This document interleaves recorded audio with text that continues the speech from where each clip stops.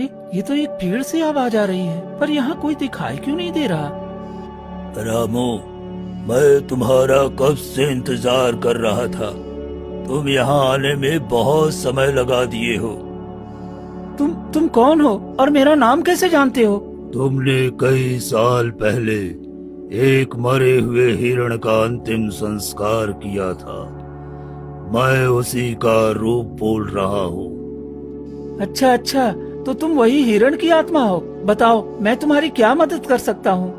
तुम मेरी कुछ मदद मत करो, मैं तुम्हारी मदद करने आया हूँ। तुम इतने नेक और सच्चे हो, फिर भी तुम दर दर भटक रहे हो और तुम्हारी पत्नी बीमारी से तड़प रही है।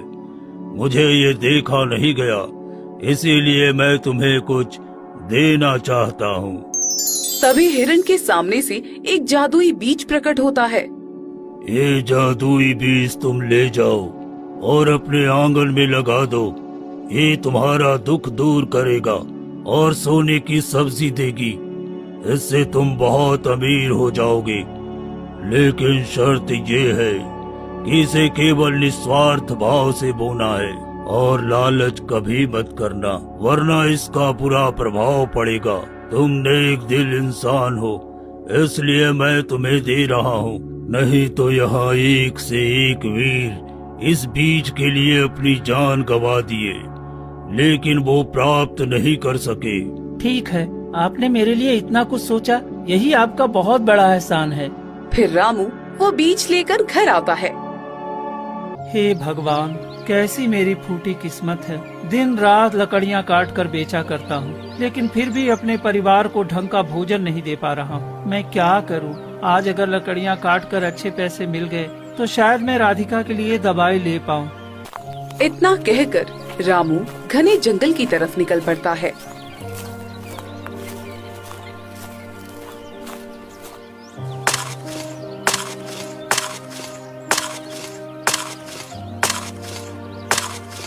कुछ देर बाद वो लकड़ियाँ लेकर गांव की तरफ आता है। लकड़ियाँ ले लो, लकड़ियाँ, सूखी मोटी लकड़ियाँ ले लो, बहुत अच्छी लकड़ियाँ हैं। देख लो भाई, जलाने में बढ़िया, खाना पकाने में काम आएगी। ऐसी मजबूत और अच्छी लकड़ियाँ और कहीं नहीं मिलेंगी। ले लो, मौका हाथ से जाने न दो। तभी सेठ हरिदास पास आता है। अरे रामू, तू भूल गया क्या? ये लकड़ियाँ तो मुझे देनी थीं। तू इन्हें गांव में क्यों बेच रहा है? देख बेटा, मैं जानता हूँ तेरी हालत कितनी तंगी में है। तेरी पत्नी बीमार पड़ी है, घर में चूल्हा तक नहीं जलता। फिर भी मैंने सोचा कि तुझे दाम अच्छे दे दूंगा ताकि मेरे घर की मुश्किलें कम हो सके, लेकिन तूने तो मुझे अपने ही हक से वंचित कर दिया। सेठ जी, मैं आपका पैर पकड़ता हूँ, ऐसा मत करिए। अगर आज मुझे पैसे नहीं मिले तो मैं अपनी पत्नी के लिए दवाई नहीं ला पाऊंगा। वो बुखार से तड़प रही है सेठ जी। आज मुझे थोड़ा ज्यादा पैसे चाहिए, वरना मेरे घर का दिया बुझ जाएगा। अरे तू कौन सी दुनिया में जी रहा है रामू? तू भूल गया क्या कि तू मुझसे कर्ज लिया था? तो मैं तुझे पैसे कहाँ से दूं? ये लकड़ी मुझे दे दो और चला जाए यहाँ से। सेठ जी, रहम करिए सेठ जी, मेरी पत्नी बीमारी से तड़प रही है। मैं आपके पाँव पड़ता हूँ, मेरी लकड़ियाँ मत लीजिए। ये मेरे लिए सिर्फ लकड़ियाँ नहीं है, बल्कि मेरी बीवी की आखिरी उम्मीद है सेठ जी। यही तो मेरी रोजी रोटी है। अगर इसका भी आप पैसे नहीं दोगे तो मेरा परिवार कैसे चलेगा? सेठ हरिदास उसकी बात नहीं सुनता और अपने आदमियों को बुलाकर लकड़ी लेकर वहाँ से चला जाता है। रामू उदास होकर अपने घर की तरफ जाता है।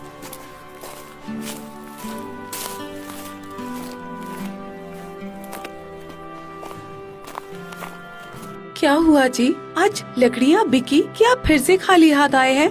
क्या बताऊं भाग्यवान, आज भी बड़ी मुश्किल से लकड़ियाँ काट कर लाया था और बेचने ही निकला था कि सेठ हरिदास ने मेरी सारी लकड़ियाँ ले ली।